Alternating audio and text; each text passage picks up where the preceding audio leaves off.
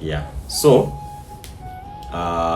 but at the time abantu bali bavuga GC8 ngojoko lumalera bavuga GT4 abalala ba sergeant le bakuku bali bavuga GC8 Mangati yali tanatandika Mangati started after me atandika billion okay.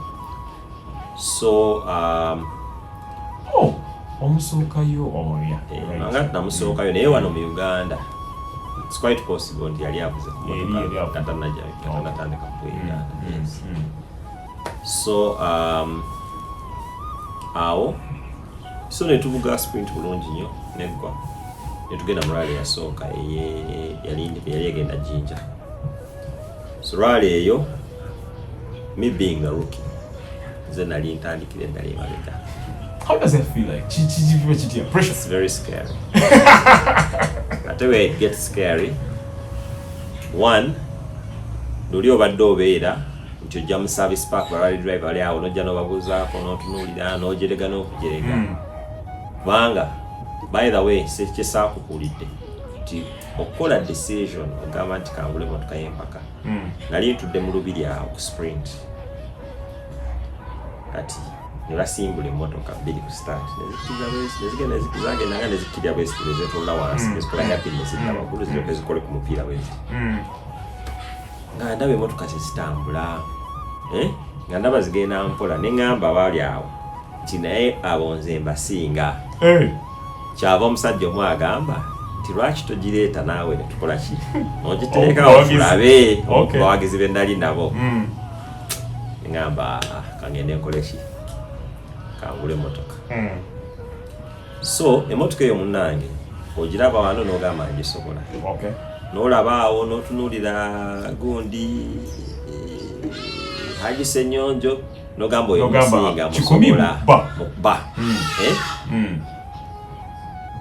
Naye bukya nga naawe eri wali kuki ku line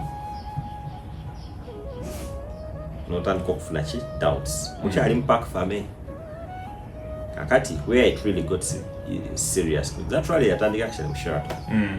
Yatandikira ku Sheraton. Where it gets really serious kati bazite emmotoka zigenda sigalawo omu on my own.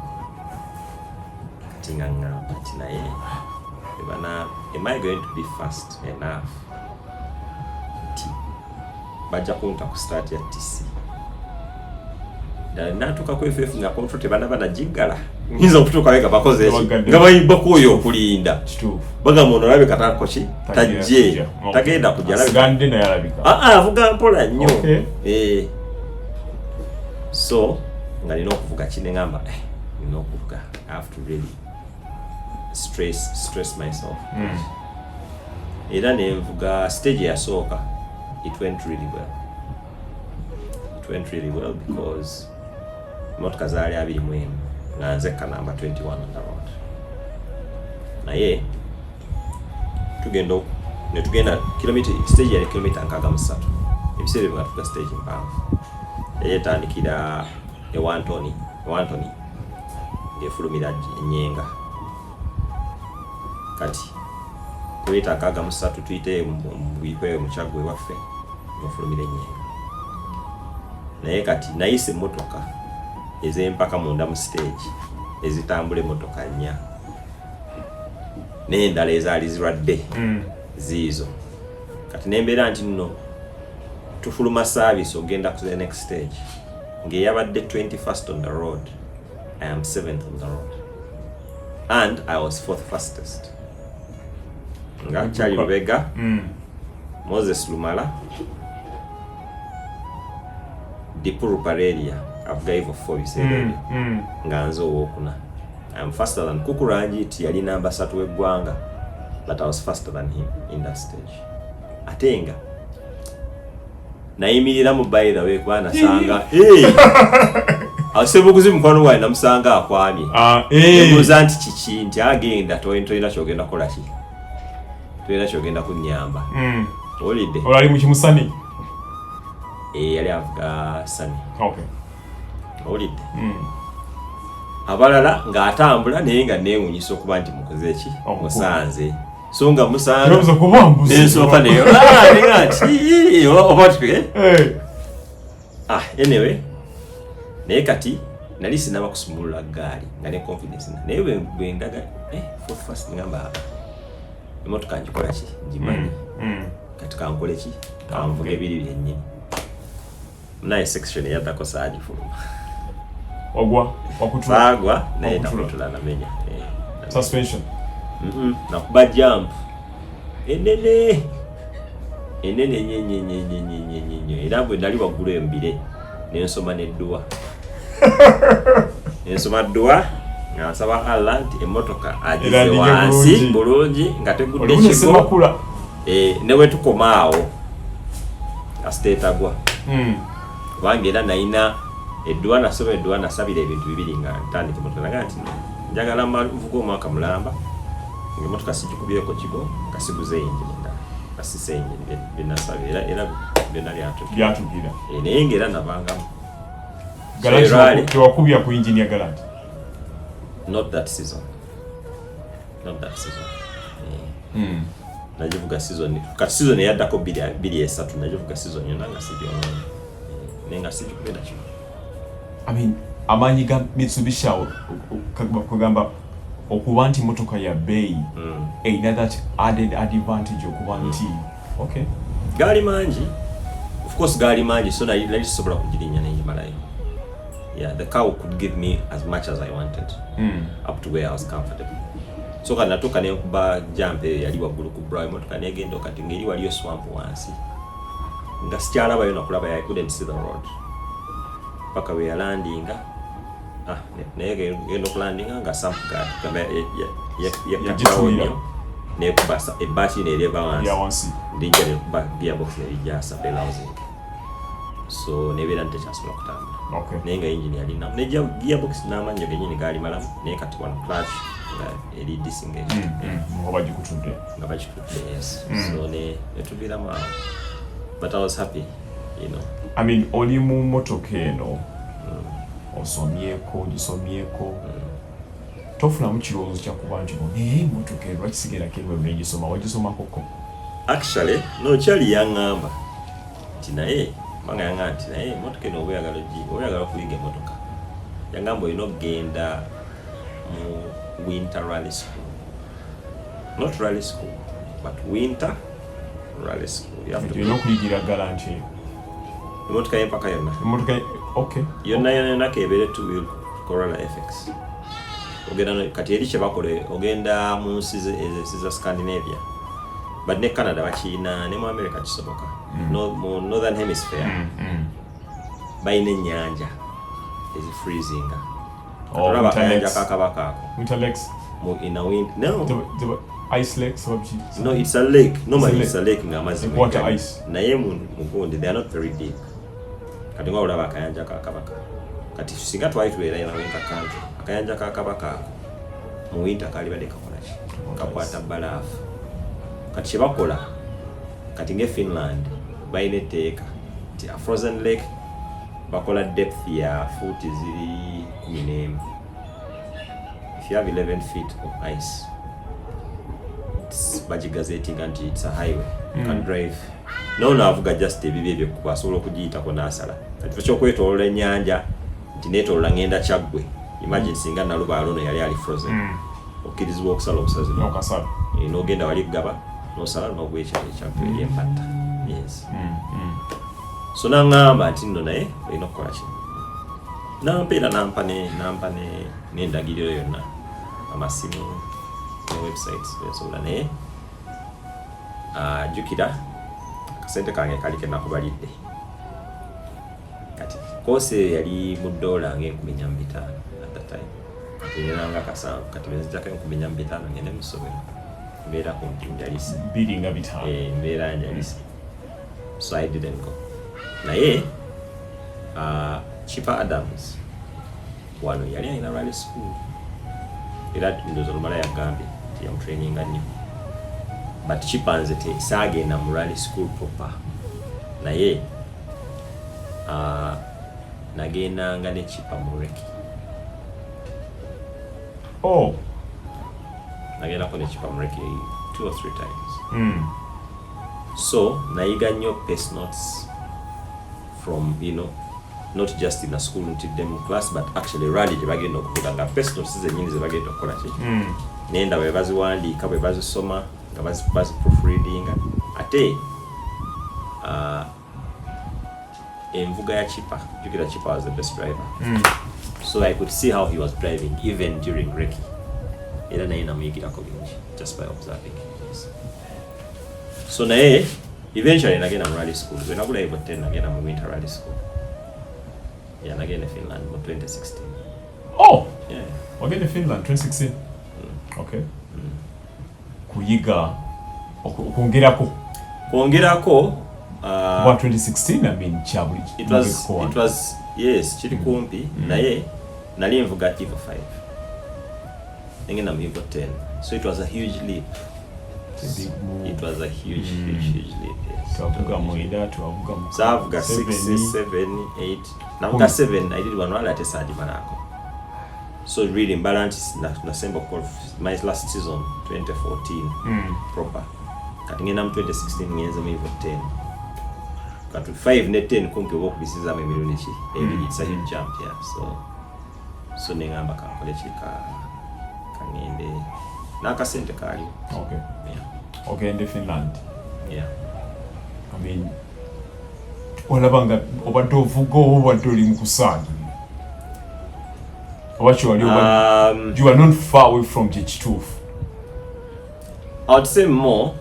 Abali bansomesa they very surprised how much, because bali tebachiro manyo mutu obere Finland ngoli surrounded by countries like, you know, ezili mu World Championship is Estonia, is Sweden, is Zani, Poland, Germany. Nobody thinks that in Africa, when you get a safari rally, you say they are written that. So there was nobody who could.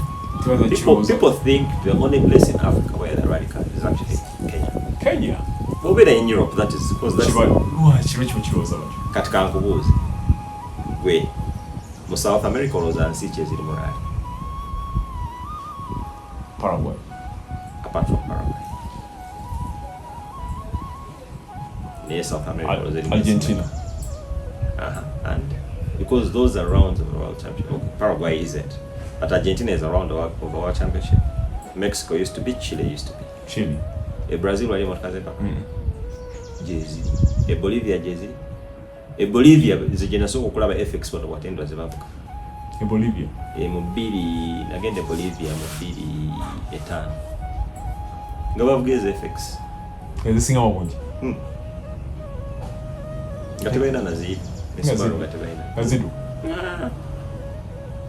But first of all, I was impressed that they actually have rally cars, and their rally cars, scissors it is a world level. Scissors are but Bazilina, India wali rally. Bavugo motoka ku maruti buki. Ne bugofu made in India. Baina ne Skoda. Nenga ne nezidi bazikola. But you toshuulira nnyo nno we rally India obago somebody have the India nti ali mu World Championship. Ko kaka ina kati kwa Arab game. Ne kati nganza amumanyi naye mumanyi.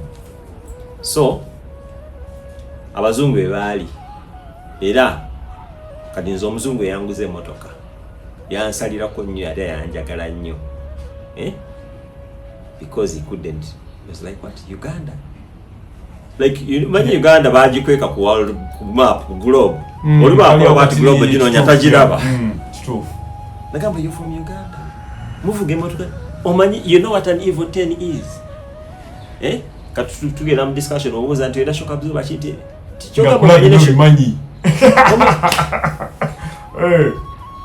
so nakola ki kyaba sanyusa nnyo era nze bwe ntula mu motoka nenvuga emirundi ebiri, you know, on the track.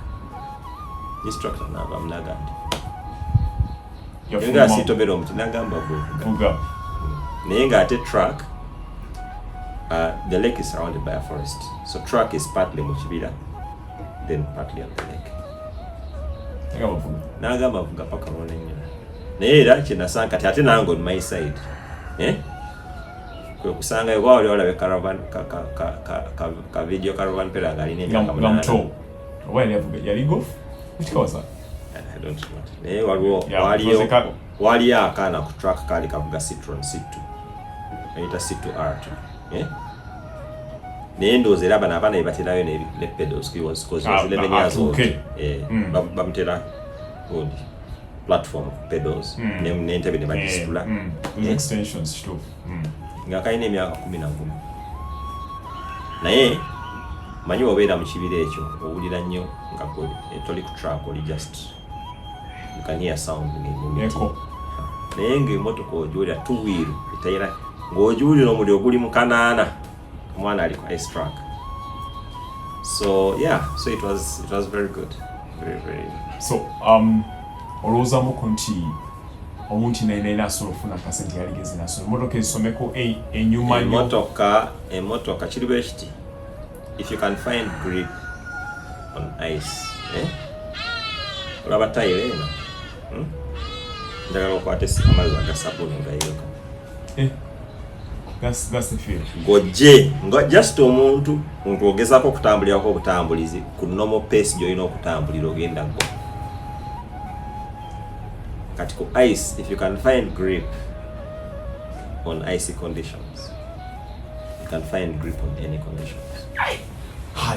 Kugamba gwe kasaazo gutino masawa akaserezi so it kiveeyo betubulye rally yatonyamu enkuba jesawangula in recent years where I was participating kiveeyo ddala nebagamba nti rally alugateko ne rally ne yabadde Masaka obuyogala rally etonya nebakuba nebaga nti bwakedde ku mizeera rally gye nasemba okuwangula 2021 6 speed rally Jinja nali nebase ngenda okuwulira ku roof ku mabaati enkuba etonnya bekola ki nosekera mu kikonde nenzuka neŋŋamba nekoze eki ewedde lwaki because nze mu nkuba mangaati yekka ngoyinza okutyamu yali ankuba kuba the rally gye akubisa motoka obanga yo omuntu naye amanya akaserezi I would say honestly mangaati amanyi motoka nemotoka yange ne bwe yabeeranga ennamu mu nkuba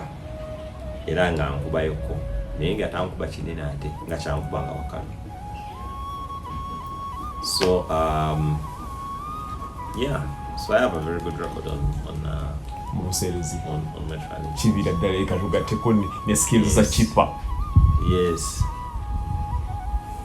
Nawe gwalinga nga bwetonya nguje ralika. No. Sichikolanga for however. What I did immediately nga nakava mu training. Motoka yange bana genda motoka yange yali eri ku mailing ejja. Nze nengenda ku training. Kitegedde. Urajigula nga bagishipinze. That's when I went for training. So kati nenzira kati motoka bejja kuno yatu natandi yajja March katugenda mu NRC. Kati one of the things kye nasooka okukola nenkola wano a test session okufuna setup y'enkuba. So netukola setup netugenda ku test session beto tugenda with my team netukola adjustments zaffe netumanya omuka mwina kubeeramu meka shoka buzoba zina kubeera adjusted zitya brake bias ina kubeeramu anti-lag no anti-lag chi nefuna a place where I'm confident ntino motoka teja but even before navugira hivyo mu 2026 I didn't win but I had my best results on wet rallies. Yes, and I had my best stage times on wet rallies. Yes. So talk about Subaru at one point early in the car what the evil nagula ko Mitsubishi throughout nagula ko Subaru so nagula Subaru 2.5 yali agwako nentumya Subaru che G8 naye mu 2.4 somewhere in 2.4 Parliament ya East Africa ngeyisa eteeka ya exemption of rally cars at the East African level. so wano kyali tekinnabaana kumanyika nti n'FMU yali temanyi kino tulina exemption y'emmotoka z'empaka. Okay. So bwe nsoma ekiwandiiko ekyo nenkola ki nentumya emmotoka nenkyusa because nali nguze Subaru kubanga yali cheaper than Evo. So nentumya Evo Subaru nagitunda tena wana kutuuka wano. Yeah, nagitunda ku mail. Oh. It was a road car ngegenda kubeera nga nali ngenda jezingira. Yes. So nentumya Evo 4. So that's where my journey with the Subaru ended. Okay. Tutunulire tuli mu Evo 10. Ogifunyeko byonna byegenda okusaba. Ogisomye. Ogenze mu rally school. With all the vast knowledge wagifunako. Yes. First event yaffe ya Evo 10. First event was a disaster. Obanga, first event was the very first edition of Rally Kabali in this modern era. Oh, Gorilla in the Mist. Gorilla in the Mist, yes. So Gorilla in the Mist, twali prepared bulungi nnyo 100%. Motoka nga nnungi newadde obudde because motoka bwe yajja ngendo gifuna ogijja mu customs nga Rally embalala ewedde, so I couldn't have driven it in Mbarara naye kyeŋŋamba nti oba naalibadde ne waswasi nti oba naavuga embalala waki no. So yajja nentuuka nenkola test session biki incidentally that Rally ate nkuba teyatonya ekabaali. Yeah, naye in that Rally motoka zaali zizze nga Duncan Mubiru alese Evo 10 first Rally. Kukuranjit Evo 10 first Rally. Fitidis first Rally. Nange mwalimu bwana mwena first Rally Evo 10. Yes, kati ate nga mulimu abalala who had an Evo 10 naye era nga balinga ku second Rally. Sebuguzi yali aluddewoko ne Dash n'alimu ne Dash ne Rauf mu Rallyat. Rallyat naye yali yagifuna like the year before. But era nabo nga bakola ki nga bakafiirizemu kafa zaali naye afiirinzeemukko naye ng'ebugu but ni so tuvuga loop ya stage esooka 3. The longest of those stages, stage ekitagata, Duncan Mubiru n'ankuba eddakiika emu. Mangati yali ankubye nga 2. Dash nga ankubye nga 1.5. Naye Duncan Mubiru, who was driving an Evo 10 for the first time also, nga ankubye 1 minute. Nengamba nedda. Kikyamu, tekisoboka. Twalibadde tukola time ezo seconds. Yes, kubanga naye kati tugambe tuti nze sobola kwekwasa nti eyange sinakikola kintu. Kyakisoma. Ne waluna tunagitegeera. No, naye agisoma busomi. But of course also navigator when I inquest, you said you were honest to see me. It was my first time to sit with him. Oh, okay. So try to never call it. Bonding up.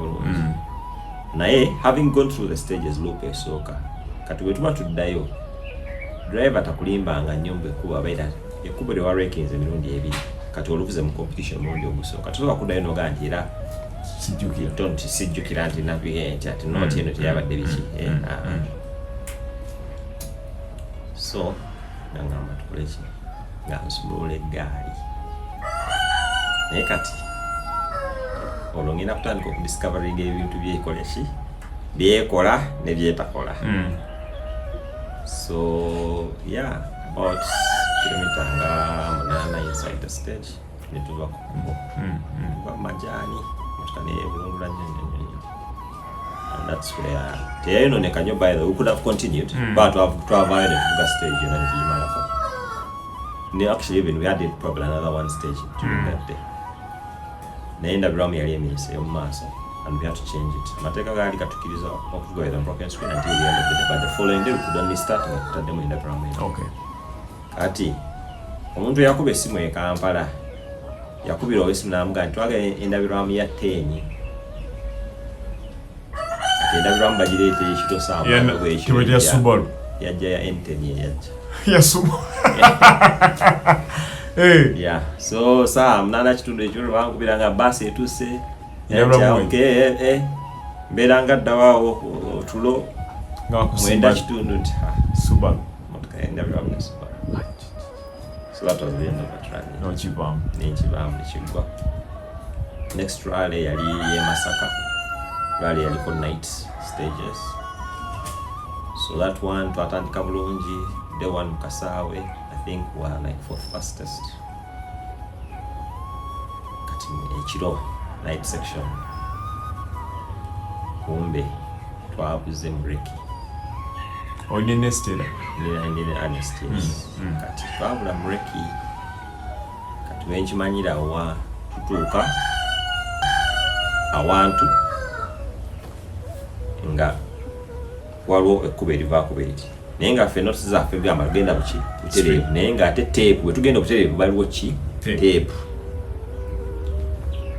naye kati you make speed decisions bali basibyewo naye nga mwina okuyita nga ffe mu reki wetwayise naye kati wakulaga nti mu rally wetuwena okukola ki kati nga bwommanyi am quite strong headed nga ngamba ono yasibye teepu muki musibu.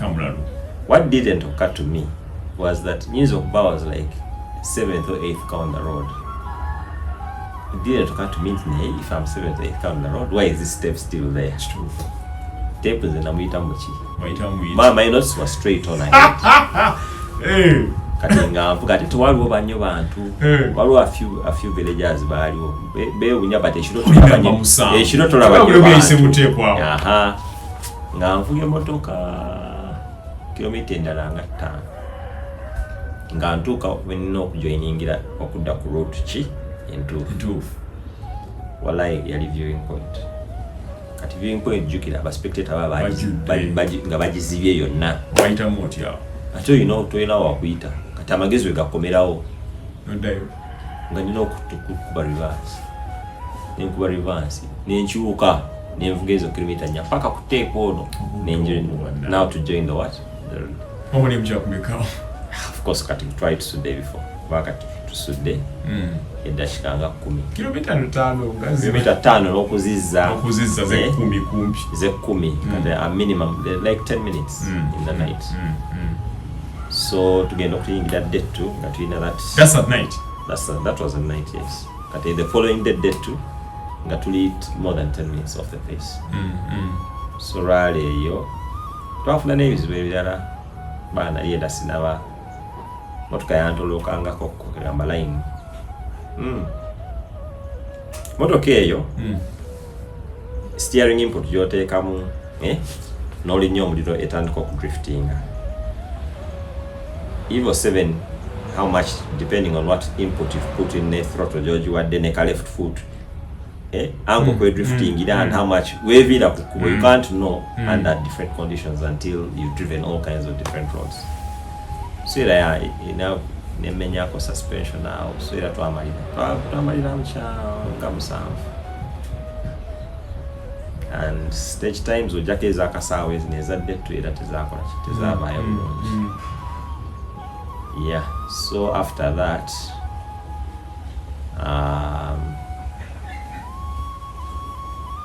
factory yaddako saajivuga baanega nebulira I spent money okudabiriza motoka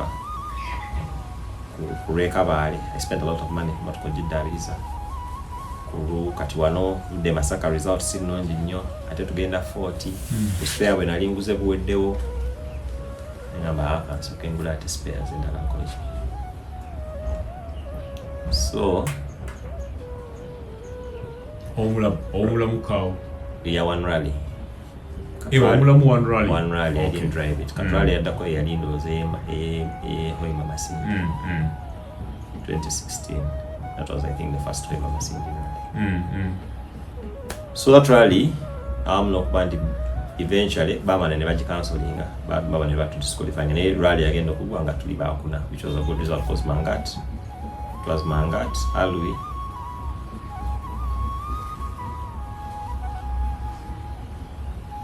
Susan then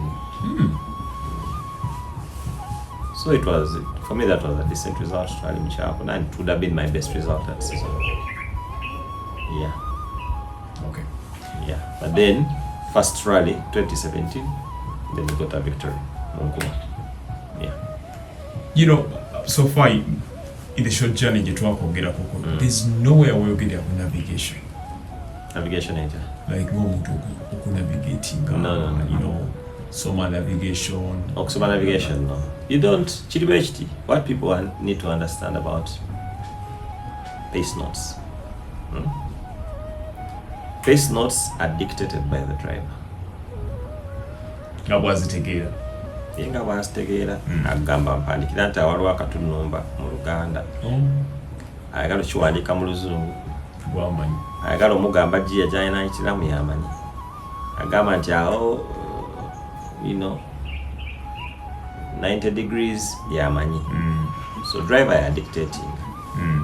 So if the driver can dictate those things, it means they can read them. Now, however, nkuzaire mabega nti jukira nti namala obudde bungi ne chipa ne JB just in the during break. So really it means nti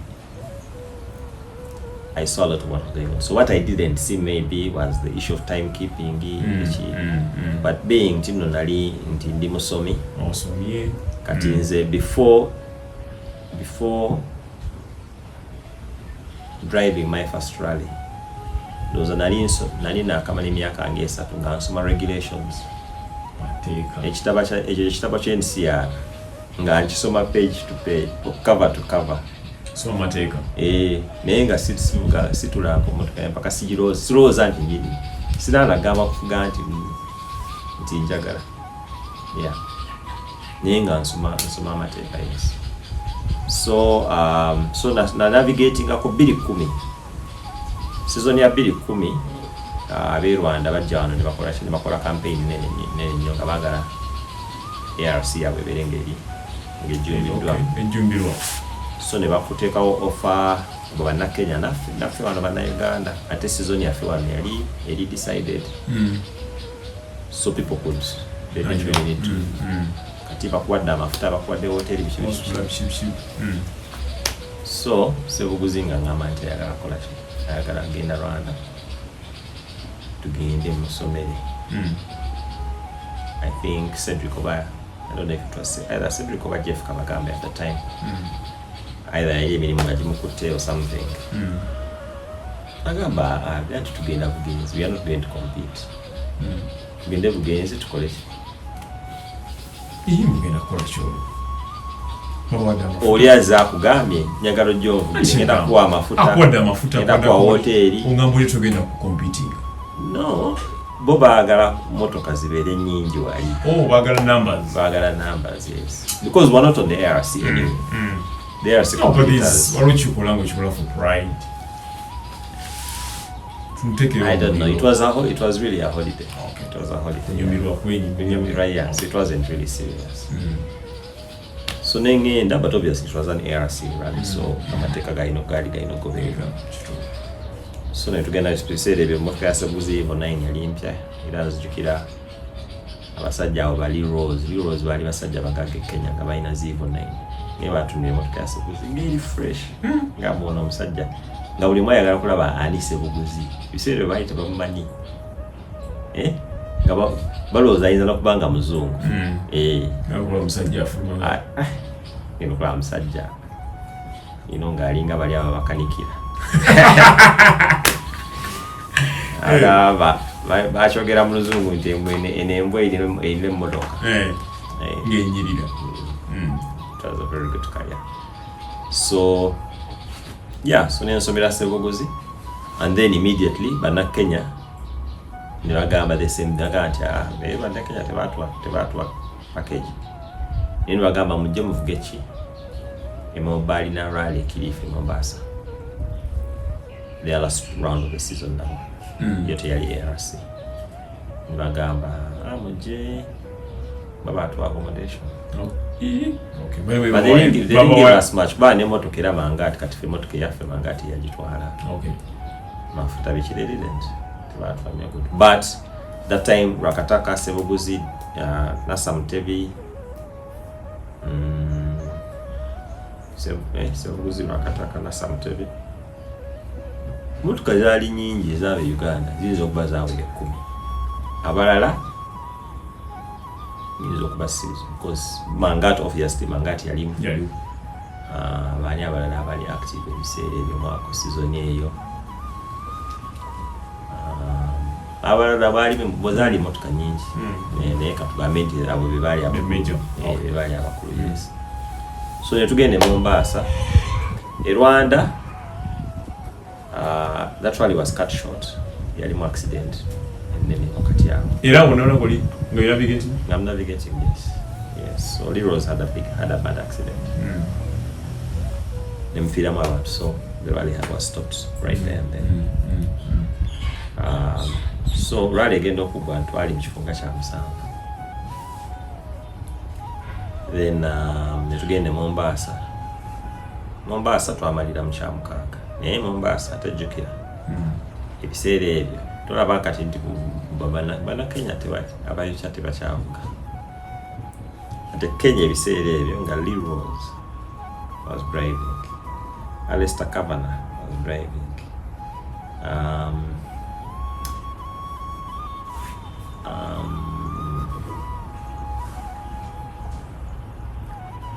Rory Green omusajja mulala yavuga hivyo 6 pamitani Asad Anwar senior senior Asad senior tata wa Hamza ne Aza mukuru wa Asad oyo gundo yo Safari Rally champion Kenyan champion 2 times yali akyavuga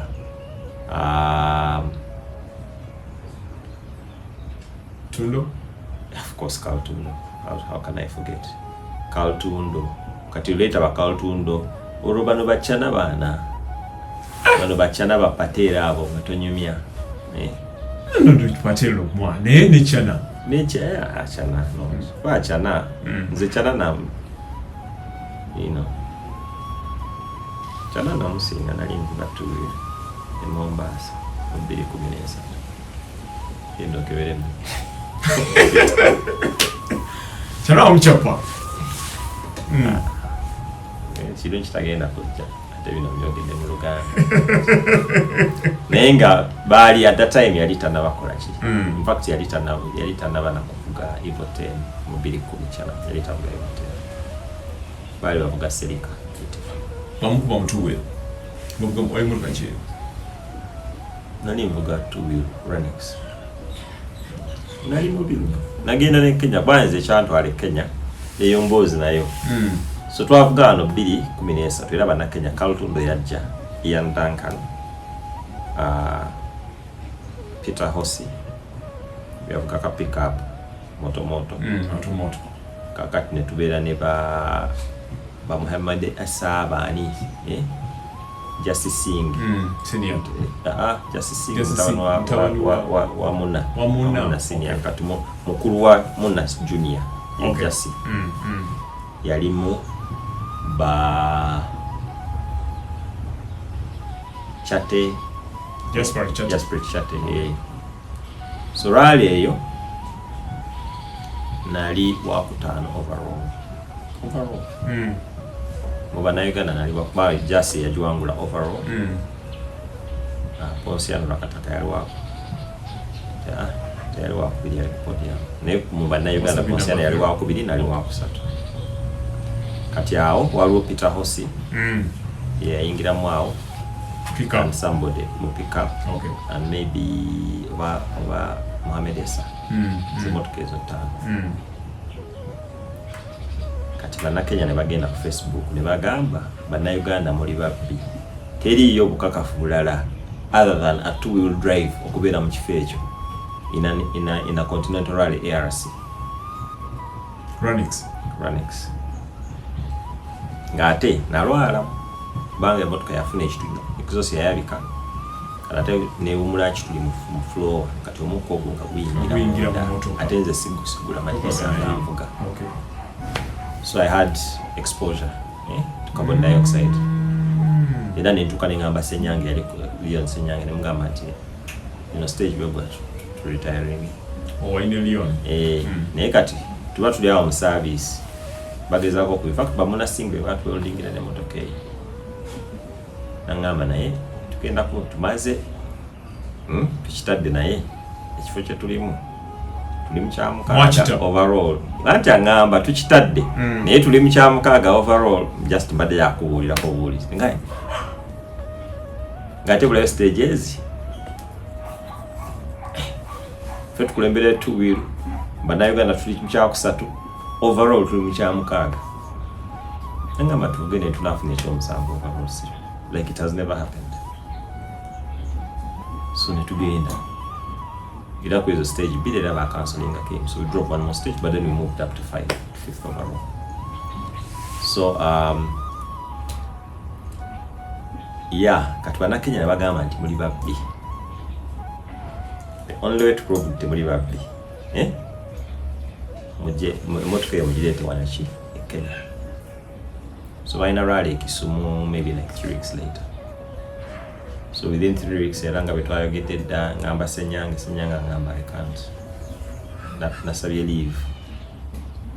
Kakati so I can't ask for leave kati atogende Kenya immediately afterwards. So nengamba bana Kenya nga mumpechi navigator. Nampa navigator anti ye tujja kuwa wafi. Fact baga tugenda kuwa amafuta tugenda kuwa okusula bishi bina. They didn't come through with most of it. Naye at least so nengende Kenya ne bamakanika bange nengenda nesanga yo navigator James Mwangi netula mu motoka James ono makanika James Mwangi is a co-driver ono si yegundi ono James yani aine dinye dalawe ono simo gondi simo chikwi ono bayo uma mugondi mujapado I think kati netukola chine tukola reki Bana Kenya ne batunuye motoka ne balaba ne batunuya ne bambuza nga bamanyi te bamuli mu shoko barumeli urayiga bagenda kula muli muzi neza yero Bill Stein ne bagamba ati manyi twako bido twande me bya Facebook kale kasitoze kale tukusonyiye naye bamuzo ine mpire meka magango jake energy njiri ku motoka bwera jeji kukakarya akulike mpire byaleji fact nga jonda tukenda jisiba motoka sina eni Magamba ati wakosereka mainja tewagalabye tinagalabye magamba naze tuyinokola kiri okuvuga nange rally yali mu motoka zali 39 kwa 39 nga kuliko abantu babiri it was their first rally bali their local boys abekisumu it is their first rally those are the only 2 cars that were not in front of me bantandikira mu 37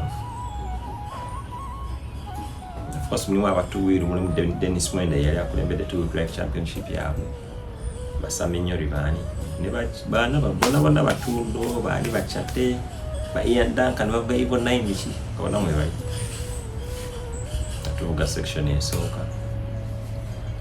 atuvugeyo okubiringa tudda service nga sinana kutegeera when places bana Kenya nabaga nti no tukkiriza ne bwokoma wano tukkiriza Avuga Ranex first stage I think were like 21st. Second stage tugenda okudda service nga tuli 16th overall. Ne Kenya nga wobeera 16th overall ku motoka 39. Nga zi N12 zi N14 nga zezidi awe mabega. Zi Evo 7 Evo 8. Era tumalako rally nga tuli 13th overall. Was first 2-wheel drive, 13th overall, and I remember that omuntu yali mu 10th yankubedda chika big. So in my estimation, yali motoka che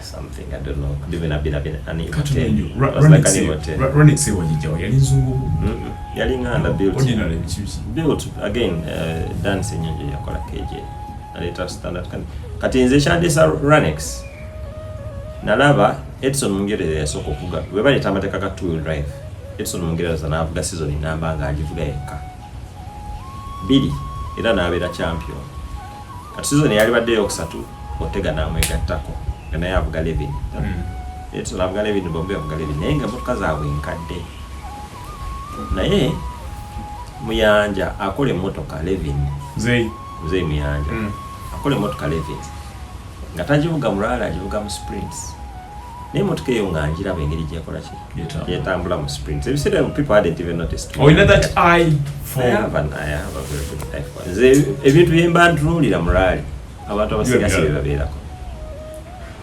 kati Mayanja ng'avuga emotoka eyo nga naye tamanyi givuga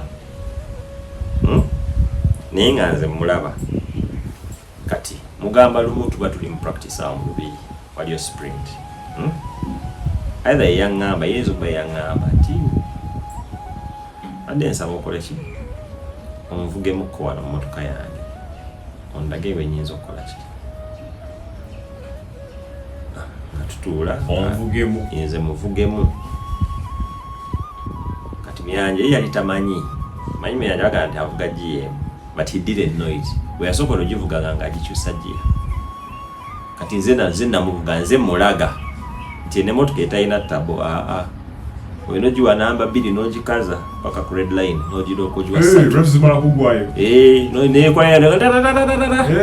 n'ogiwa n'olyoka ogyongera namba 3 nze jjukira nze mbisoma eno mbisoma ku ebintu ebyo mbisoma ku internet ne videos nziraba ndaba abazungu engeri gye bavuga so nga muvuga nga mugamba ayina emmotoka okusinziira ku torque yayo manyi emmotoka buli mmotoka bagiwa bagamba nti you achieve maximum torque ku 3,300 revs. You achieve maximum horsepower at 6,720 revs. That information is on the internet, but people don't know it. Katosanga oli nga wakyusiza gye wakyamu. So, nga mvuga mmotoka ya Mayanja awo just very dakika 5-10. Kati ngenda okulaba Mayanja ate ngenda okulaba byavuga bye namuyigiriza. Kati abantu batandika okunotisinga Mayanja takubika nno avuga gyeegi naye akaluba so kati lumu Mayanja nga emmotoka yange azikootega rally yali e Masaka 2012 ndaba otegamu mu ttale eyo ng'atambula okusinga bwe nali mulaba before ate of course kati mu 2012 ani yali atunulira tuwiri nobody was watching but only me nga nze nsigala mu stage neninda abatuwiru nabyo bakola ki ate nga mulimu ebiseera kati mulimu Otega mwali Mukyengo alese Kapujo mwali munani omulala awo tebaali bangi aliraga emmotoka zibeeranga 2-3 but I'm looking for what I haven't seen before kati neŋŋamba naye ina emmotoka ya Mayanja yagenda somewhere n'afuna akamotoka kakadde biki neŋŋamba I want to prove something ti omuntu bw'ajja n'emmotoka eri fresh ya two-wheel drive ajja kuyiga okuvuga but Sunday Otega aŋŋamba obuuza nti emmotoka eno ogispendingirako sente kubanga emmotoka nga bw'olaba emmotoka yeeno nga y'emmotoka Otega ng'agivuga buli lunaku January paka December including in the rallies emmotoka y'Otega nga tegenda kubijinji Otega yali makanika wo yaliko makanika wange okay yes but then he became a driver banzi na taking a break okuva 2008 paka 12 naddamu okuvuga 13 kati naŋŋamba nti amafuta bwe nteeka mu full tanka nvuga rally neggwako then nga nkyalina mu half tanka eyo nenjivuga nenkolera emirimu yange weekisenabbi nti ate ku spare nti nteekamu emitwalo 3 2 bwe nti mpola mpola sente za binyeebwa za mmere zente kola ki zenteekamu katambulira so neŋŋamba nti let me prove that one that it is cheap but that it can perform that was my mission era nze two-wheel drive season bwe nagivuga saagimalaako waliwo rally 2 nendekerawo okuvuga era that year Otega became 2013 Otega became national champion of two-wheel drive even if namukuba mu rally 6 rally 5 zinavuga rally yange yabeeranga mu kyakubiri awo ng'abeera yabe nga nze nsinga abeera mu kyakubiri because twalinga babiri feka naye nga nze overall banga overall a season even if navuga just 5 and there were 8 rallies that season there were 7 sorry 7 but I only drove 5 nga you know you're leading yes but overall in the overall championship nali number 3 Kati of course tulaba kati paswa wajja nabeera namba 2 naye nga mbeera namba 3 having done just 5 rallies. So because nze nabeeranga mu kyakusatu kyakuna overall si tuwi overall NRC yes naye ng'emmotoka standard car from Japan ezeri fresh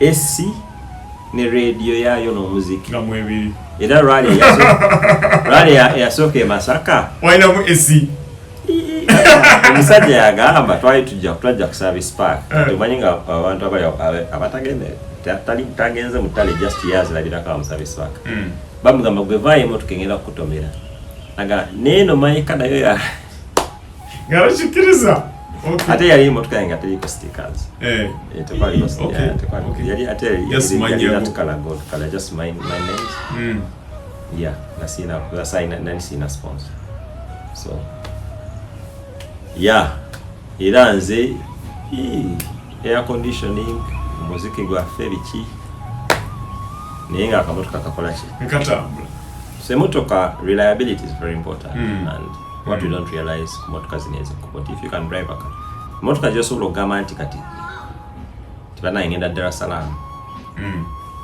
tugenda ku petrol station ngera petrol station no topping amafuta no topping emika no simbula novuga kilomita 16 no tokeri no chusa no dda motoka esobola okuvuga rally no result tugenda embarara esuubira okuba nti kagenda kubeera akaseera akalala oba nkiyite ntya kugamba bugenda kwebuddewo okukomawo okutula n'obuntu nga navigator kino kinyonyogedde abantu omutwe nange kikyanyonyogedde yeah because previously but natulako nangambe of course before that nali natulako ne mchala wange Leila so Leila boy Runix Evo 4 okay yeah so natulako ne Leila mu Evo 4 bwe yali atandika yali so I need to make sure that solo kugo bulungi out there in the rally then them kwasa navigator nala bali bagala kuvuga bakyala njagala bavuge bakyala babiri but I need to make sure that at least omu can handle emotoka efudde yabizo mpira bikishi because you get another girl in there ngatabimanyi bagenda getting stuck bombinga tibabimanyi they'll get stuck they should drive but you need some of those other things. I mean chiwa chitia icha okutula family tudde mu motoka yemu this is the same way nga yamugamba nti banange tugenda kumbaga no koma kumama speeds with Antonio I've seen Leroy do that with Ashley naye ate bakolimba it's even more competitive teri muntu katika nkubulire uyo mchala era yangamba because she navigating ako yes navigating ako 2004 she did like well when I kusema kula then she was the next one neera kati alina there's a sense jalina naye about just sitting there and watching somebody drive then nakugamba nti omanyi olwa makona bwegati osika handbrake oli slower than when you left foot yes so we're going whatever ate kati nange nze muntu agamba nti lwaki osibaawo yeah so I wouldn't slow her down era nga mugamba nti ki nga mugamba no just that person not was you know so when navigating your person not there but them break ng'ovudde ko wali eri wasebuguzi when navigating ako Leila kati Leila gwe nasookako okay gwasoka before sebuguzi yes because navuga hivyo for 2006 and 7 kati 8 nenjimuwa 2008-9 yeah so namnavigating ako mu 2008 rallying rally Mbara then ya Dakar then nadda natandika okuba ne Noel League. Then finally ne Farida and again. So then after that navigating a chikankane mu 21 mu WRC. Okay. Yeah. Oh, yali Candidate Rally. WRC sokera dale ya 21. 21. Okay. 2021 yali WRC proper. Yali candidate. Yes. Candidate was 2019. 2019. Okay. Kakati ya WRC era nayo kati eyo nali ngenda nga manager. So I had signed up as manager because twali mu COVID nga bali meetings abantu abayina okutambulira ku team ate bali bagane ne spectator tebajja bakkiriza. But I didn't want to be a spectator. Nali njagala nnyo okubeera mu service park nga njagala kulaba teams ezo how they operate mu service park. That's what I wanted. Yes. So kati ne volunteering ku team chikankane kwa ebiseera ebyo Susan yate yali manager. Susan tagenda nenga ati basi kati yali manager. Twagala kulaba abulaga kubeera mu service park. Nali sagala kulaba because that is something I've never experienced. Siberanga because kakubulire decisions that get taken. Tulabe we see the action. But maybe there are things that decisions that are being taken. Emotoka ejja eri out in the stages. Bano jukira balaba WRC live bichi. Njagala ku eavesdropping in kuchi. Okutegeka omuntu okutegeka service park bichi ebyuma byakozesa procedure gye emotoka baji handlinga batanalimbira beko ku WRC plus. Naye nga njagala kulabira ddala wali bakikola kati abasajja wawulidde abasajja abakyusa just transmission mu dakika 16 bakikola batya. It's doable. They proved it's doable.